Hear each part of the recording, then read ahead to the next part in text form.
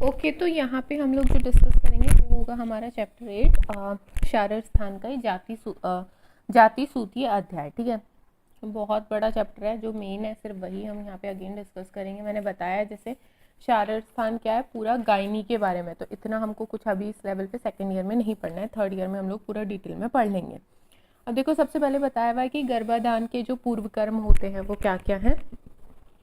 स्त्री पुरुष दोनों को स्नेह से वेदन कराना चाहिए, संशोधन करा देना चाहिए, ताकि हर तरीके के जो वात पित्त कफ दोष वगैरह है वो कम्प्लीटली हट जाए, शांत हो जाए। ठीक है, संसर्जन कराने के बाद गर्भाधान करना चाहिए। पुरुष को क्या करना चाहिए, मधुर औषध सिद्ध क्षीर घृत का सेवन करना चाहिए। स्त्रियों को तिल और मांस वगैरह चूर्ण से बने पदार्थों का सेवन करना चाहिए। ठीक है, पुत्र प्राप्ति के लिए क्या है कि जो रज का स्राव होता है, रजस्राव होता है, उसके 4, 6, 8, 10 और 12 दिन पे करना चाहिए, और कन्या के लिए ये डे बताया हुआ है। ठीक है, उसके बाद गर्भाधान विधि के लिए इन्होंने बताया हुआ है कि किस तरीके से यहाँ पे पूरा प्रोसीजर करना चाहिए। तो कहते हैं कि स्त्री से उत्थान अवस्था में मैथुन सर्व उपयुक्त दोष रहित विधि होती है। ठीक है, उसके अलावा अधोमुखी में तो वात प्रकोप हो जाता है, योनि वेदना और योनि के रोगों की संभावना। दक्षिण पार्श्व अवस्था अगर रहेगी तो कफ प्रकोपित हो जाएगा, गर्भाशय का जो मुख है वो बंद हो जाता है। वाम में क्या होता है, पित्त प्रकोपित हो जाता है, और शुक्र विदग्ध हो जाता है, शुक्र के दोष हो जाते हैं उस कंडीशन में। फिर बोला है मैथुन में ताजनीय स्त्री, तो कौन सी ऐसी है कि जिसके साथ नहीं करना चाहिए, तो अतिबला, अतिवृद्ध, अतिबालक मतलब जो बहुत कम उम्र वाले हैं। ठीक है, अतिवृद्ध, दीर्घकाली रोगी मतलब लंबे टाइम से किसी बीमारी से ग्रसित है। ठीक है, पुरुष ग्रस्त स्त्री, उसके अलावा पुरुष से ओके एक्चुअली क्या है, ये दीर्घकालीन रोगी जो है ना, ये स्त्री पुरुष दोनों के ही केस में बोला किया कि अगर ऐसा पुरुष है जो लंबे टाइम से डिजीज से ग्रस्त है तो वो भी वहां पे इन्वॉल्व नहीं होना चाहिए, ऐसा इन्होंने बोल दिया। उसके अलावा पुत्र एष्टि यज्ञ की, पुत्र की कामना के लिए जो यज्ञ वगैरह कुछ इस तरीके से, पुत्र एष्टि यज्ञ एक्चुअली पूरी तरीके से हम लोग पुत्र कामना यज्ञ नहीं कह सकते कि संतान की सही उत्पत्ति हो, सही संतान की उत्पत्ति हो, खराब ना हो कुछ, स्त्री कन्या वाला यहाँ पे केस नहीं है, ये सही उत्पत्ति के लिए, और जो गर्भिणी है वो भी ठीक रहे, इसके लिए होता है एक्चुअली। तो काल विधि, रजस्राव से 8वें दिन से लगातार 8 दिन तक यज्ञ हेतु कौन सी लकड़ी चाहिए, ये सारी लकड़ियाँ चाहिए होती है। फिर घृतपान कराना चाहिए, और पुरुष का घृतपान कराना चाहिए और स्त्री को घृत प्राशन करना चाहिए। फिर बोला हुआ है कि घृत पान के बाद स्त्री 8 रातों तक सहवास करे, ये सारी इसमें कंडीशन बताई हुई है। अब वर्ण उत्पत्ति में सहायक महाभूत की जो कॉम्प्लेक्शन होता है बालक का, उसका जो वर्ण है, उसकी जो वर्ण है उसमें कौन सा, अगर कैसा उसका वर्ण है तो उस हिसाब से कौन से महाभूत की प्रधानता है। अगर वो गौर है, अवदात है, तो तेज जल आकाश की महाभूतता है। ठीक है, कृष्ण वर्ण है तो तेज पृथ्वी वायु, श्याम वर्ण का है सारे महाभूत इक्वल अमाउंट में वहां पे मौजूद है।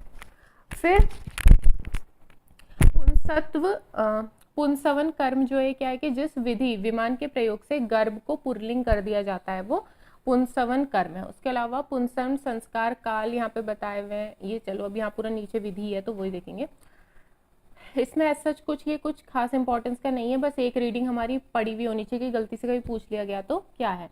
गौशाला में उत्पन्न बरगद वृक्ष को उत्तर पूर्व दिशा मुखी वाले 2 शुंग, 2 उरद और 2 गौर सरसप को दही में पीसकर पुष्प नक्षत्र में पान करें। ठीक है, कुछ फॉर्मुलेशन है जो कि हमें यूज बनानी है, और पुष्प नक्षत्र एक स्पेसिफिक टाइम पीरियड है ये कि ग्रहों के हिसाब से उसमें हमें कैसे उस टाइम में इसका पान करना चाहिए, ऐसा ही बता रहे हैं। उसके अलावा पुष्प नक्षत्र में क्या है, शालीपिष्टा में पकाए हुए भाप निकालने तक, फिर ये सारी ना बहुत ही नॉर्मल सी बात है, अपना इसको रीड कर लीजिएगा, इसमें कुछ भी ऐसा खास नहीं है, ये फालतू टाइम वेस्ट है कि, लेकिन रीड इसको जरूर कर लीजिएगा कि कई बार पूछ लेता है पेपर में, कोई भरोसा नहीं रहता। वैसे ही बहुत ही रेयर केस है कि इस टाइप के कोई क्वेश्चन आएंगे। सुश्रुत वाला हमें पढ़ने की जरूरत नहीं है।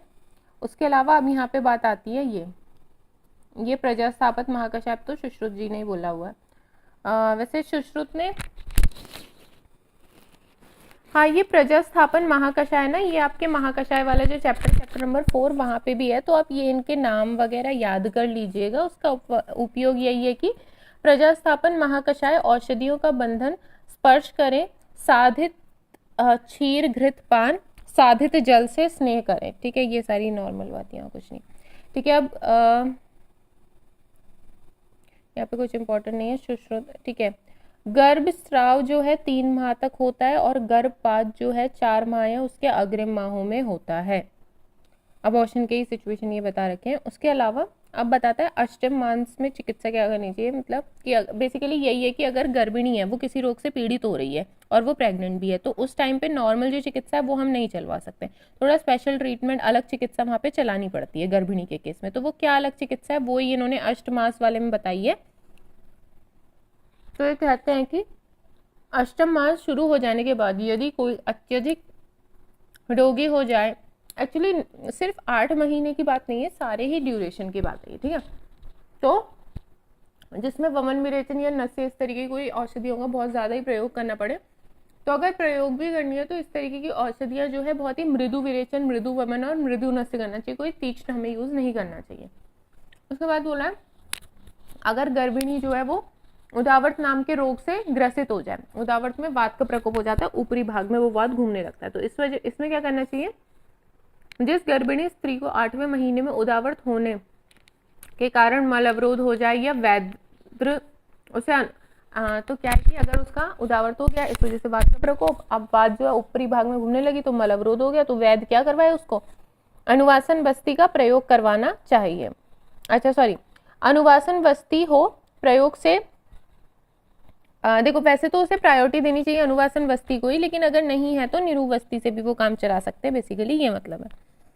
उसके अलावा गर्भाशय में जो गर्भ है वो मरने के उसके क्या क्या कारण हो सकते हैं, तो लिखा है अतिमात्रा दोष उपचय, की बहुत मात्रा में दोष बढ़ गए हो, ठीक है, या संचय हो गए, सॉरी। तीक्ष्ण और उष्ण मात्रा का, तीक्ष्ण और उष्ण जो चीजें हैं उसका अति सेवन कर लिया गया, ठीक है, वात मूत्र पुरीशन सबके वेगों का धारण कर लिया, विषम आसन किया, विषम शयन किया, सोने का तरीका गलत है, खाने पीने का जो तरीका है वो भी सब गलत है। उसके अलावा क्या है, उदर संपीड़ी नाभि धन, एक्चुअली इसका मतलब होता है कि उदर में किसी तरीके का प्रेशर वगैरह पड़ रहा है वो, ठीक है। फिर आता है क्रोध के लिए, क्रोध, ईर्ष्या, भय, त्रास, इन सब के जो कारण है, सहसा अथवा साहस की बहुत ज्यादा जो काम उसे नहीं करना चाहिए, मना किया गया, वही काम वो कर रही है, तो गर्भ से गर्भ जो है गर्भाशय में इन सब कारणों से बेसिकली मर जाता है, ये ध्यान रखना है। और जब ये गर्भ मर गया है तो इसके क्या लक्षण दिखेंगे, स्तिमित मतलब कि ऐसा लगेगा कोई गीले कपड़े से ढक रखी हो चीज पेट में, ऐसा कुछ महसूस होगा, ठीक है। स्तब्ध उदर, जकड़ाहट सी महसूस होगी। उसके अलावा उदर में शीतल पत्थर जैसा अंत भाव होगा, ऐसा कुछ फील होगा।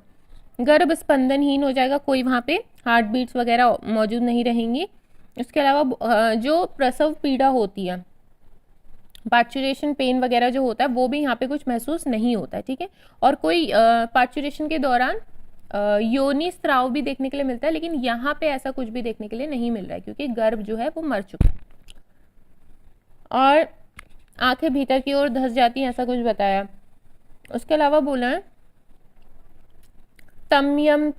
तमयति मतलब कि तम हो जाता है, आंखों के सामने अंधेरा छा रहा है। व्यथित है मतलब बहुत ही व्यथा इंक्रीज हो गई, बहुत स्ट्रेस लेवल बढ़ गया, ठीक है। भ्रमते, चक्कर आ रहे हैं। स्वास्थ्य मतलब कि सांस की ब्रीदिंग रेट एक्चुअली इंक्रीज हो गया, ये स्वास्थ्य का है, ठीक है। अरति बहुला च भवती, ये सब बेसिकली वही है कि बेचैनी वगैरह ये सब इंक्रीज हो जाएगा, ये कहानी, ठीक है। उसके अलावा और क्या देखने के लिए लक्षण में मिलेगा कि जो गर्भ है वो मृत हो चुका है, इसमें देखने के लिए मिलेगा कि किसी भी तरीके का वेग नहीं आ रहा है, ना मल मूत्र का वेग आ रहा है, किसी तरीके का कोई वेग उस स्त्री को नहीं आ रहा है। तो अब यहाँ पे जब अब वो गर्भ मर चुका है तो उसकी चिकित्सा कैसे करनी चाहिए, तो इन्होंने कहा है कि अथर्ववेद में कुछ मंत्र बताए हुए हैं, तो अथर्ववेद युक्त मंत्रों से एक जल को हमें सिद्ध करना है, उस जल को पिलाना है उस महिला को, और वहां पे गर्भ शल्य से मतलब सर्जरी वगैरह जो भी यूज करना पड़े उससे उस जो मरा हुआ गर्भ है उसको बाहर निकालना है, ठीक है। उसके बाद ऋतुकाल में वर्जित ये चीजें कुछ काम की नहीं, हटाओ इसे, सीधे आगे बढ़ेंगे। यहाँ पे एक सेकंड देखो, अब यहाँ पे मिला है उपविष्टक, ठीक है। उपविष्टक एक्चुअली 1 मिनट रुको, ये उपविष्टक ना आपकी बुक में दिया हुआ है 825 125 पेज नंबर पे, वहाँ से पढ़ेंगे। यहाँ पे एक्चुअली दिया तो है लेकिन एक बार वहाँ से रीड करना ज़रूरी है, लेकिन यहाँ अदरवाइज़ यहाँ पे थोड़ा डिफिकल्ट है। एक सेकेंड मैं बुक खोल लूँ। 825 पेज नंबर निकाल लीजिए सभी लोग। 825, ठीक है। 825 लास्ट में दिया हुआ है ये श्लोका नंबर 25 के बाद, यस्या पुनर्उष्ण तीक्ष्ण उपयोग ऐसे करके दिया हुआ है। तो देखिए क्या लिखा है, जिस समय गर्भिणी स्त्री का गर्भ बड़ा और सारयुक्त हो, उस समय जब उष्ण और तीक्ष्ण द्रव्यों का अधिक प्रयोग किया जाता है या अन्य आघात आदि किसी भी कारणवश रजस्राव होने लगता है या किसी भी प्रकार का योनिस्राव होने लगता है, तो गर्भ पोषक जो वस्तुएं हैं, जो न्यूट्रिशन दे रही हैं उस गर्भ को, वो भी उस स्राव के साथ बाहर निकल जाती हैं। ठीक है, फिर क्या होता है, गर्भ स्राव के साथ, एक सेकेंड, निकल जाने से गर्भ फिर बढ़ेगा नहीं, प्रत्युत सूख जाता है। ऑब्वियसली वो जब बड़ी नहीं रहे तो सूख जाएगा, और वो सूखा हुआ गर्भ बहुत दिनों तक गर्भाशय में भी पड़ा रहता है, और इसी चीज को जो आचार्य हैं वो उपविष्टक रोग कहते हैं। ठीक है, और इसी तरीके से एक रोग और होता है नागोदर रोग। ठीक है, अब देखो नागोदर रोग क्या है, नेक्स्ट पेज में आ जाओ, पेज नंबर 826। यहाँ पे देखो क्या लिखा है, उपवास तथा व्रत कर्म में रत रहने वाली, ठीक है, कुत्सित, अतिरूक्ष, सड़े गुले बासी इस तरीके का आहार खाने वाली, और क्या है, स्नेह से द्वेष करने वाली, अर्थात भोजन में घृत दुग्ध आदि इस तरीके की कोई भी चीज नहीं खा रही है, कंटिन्यूअसली वात प्रकोपक आहार विहार का सेवन करने वाली जो गर्भिणी स्त्री है, इसी तरीके का वहां पे पोषक तत्व तो पहुंच ही नहीं रहे, सब कुछ ड्राइनेस की सिचुएशन हो रही है, वात का प्रकोप हो रहा है। तो मेन ये है कि नागोदर में वात के प्रकोप की वजह से जब गर्भ सूख जाए तो वह गर्भ भी अधिक काल तक जीवित अवस्था में नहीं रहता। ठीक है, और इस स्पंदन भी नहीं होता, और इसी चीज को नागोदर कहते हैं। ओके, उसके अलावा बहुत टाइम तक ये गर्भ में ही रहता है, जीवित अवस्था में नहीं रहता। ये सब पता नहीं क्या लिखा हुआ है, लेकिन यहाँ पे ये है कि वात प्रकोप की वजह से जो गर्भ है वो गर्भाशय में काफी टाइम तक पड़ा हुआ रहेगा, और इसी को नागोदर कहते हैं।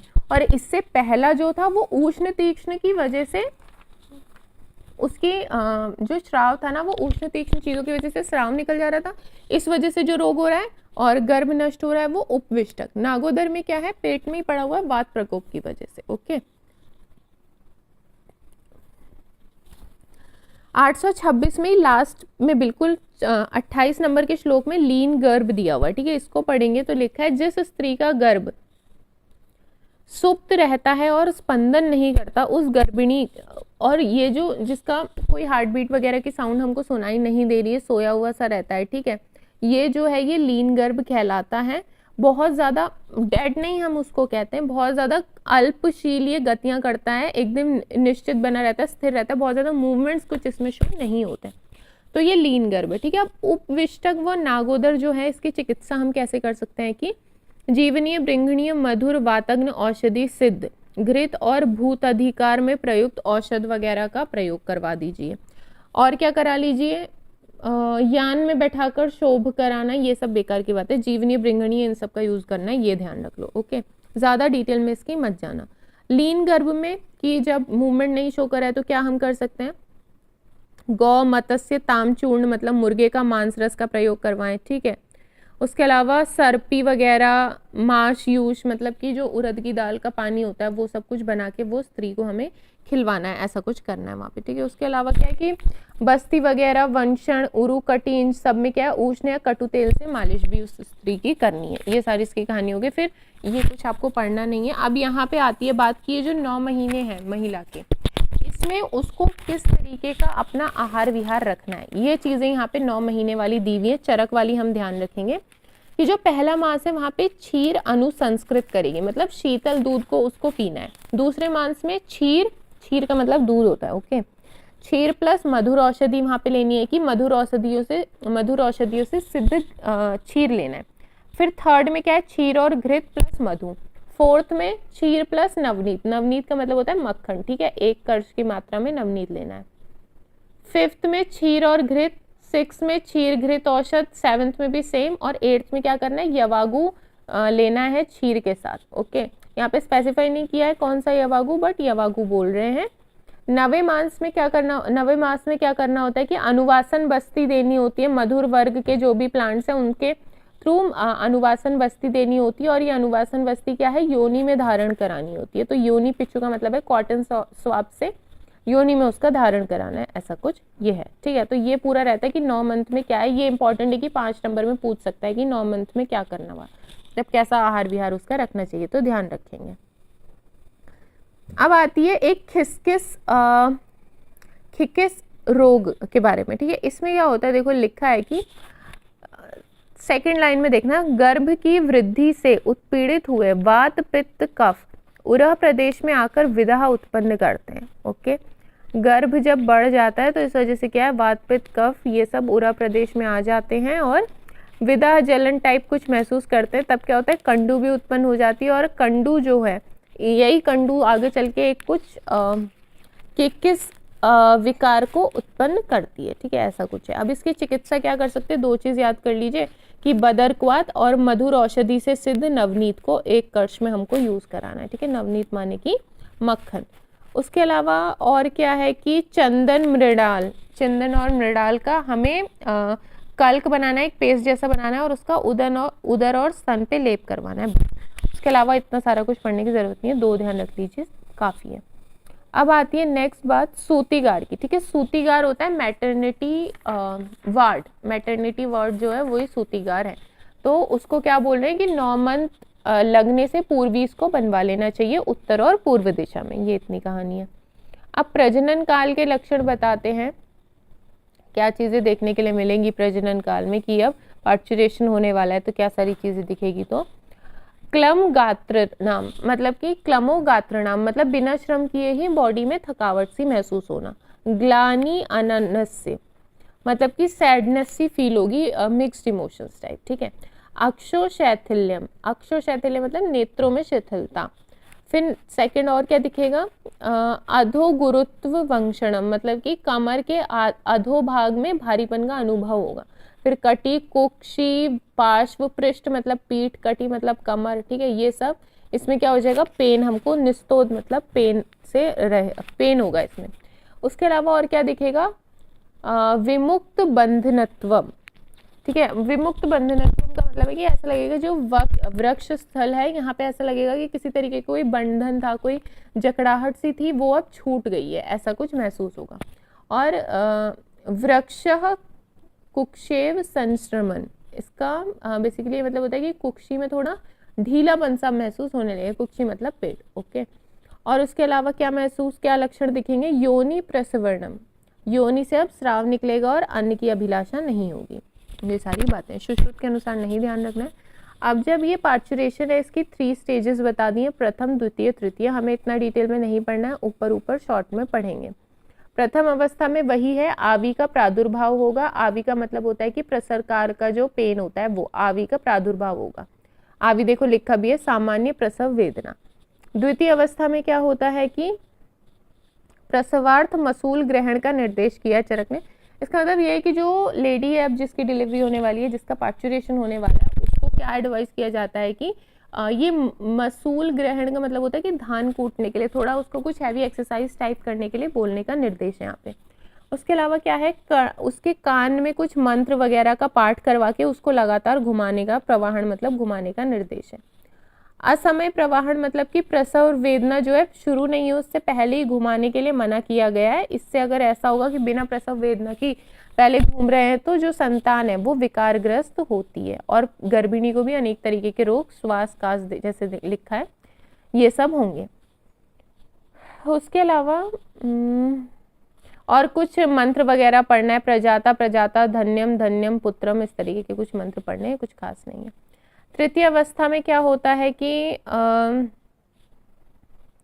सबसे पहले अपरापातन होगा यानी कि प्लेसेंटा, उसके बाद ये स्त्री के चोटी के बाल, ये सब बकवासी बातें, ये नहीं देखना है, सीधे मेन ध्यान रखना है कि फिर क्या करना है, भोजपत्र, काचमणि और मणिधर सर्प की, इन सब से क्या है हमें धुआं सा लगाना है योनि में, ऐसा कुछ बोला है। ज्यादा डिटेल नहीं पढ़ना है, इतना ऊपर ही ध्यान रखना है। फिर अब आता है विकृत दुग्ध के लक्षण। जो महिला है उसका दुग्ध शुद्ध है, विकृत है, अगर विकृत है तो क्या दिखेगा उसमें, ठीक है। तो 3 तरीके से होता है, या तो वातज, पित्तज, कफज, इन तीनों में से किसी के भी इन्वॉल्वमेंट की वजह से वो हो सकता है। तो देखो अब क्या है इसमें लिखा हुआ कि वर्ण कैसा है, श्याव और अरुण है वात की वजह से, पित्त की वजह से कृष्ण, नील, पीत, ताम्र वर्ण, और कफ की वजह से बहुत ज्यादा वाइट, ठीक है। रस कुछ नहीं बोला है वात के लिए।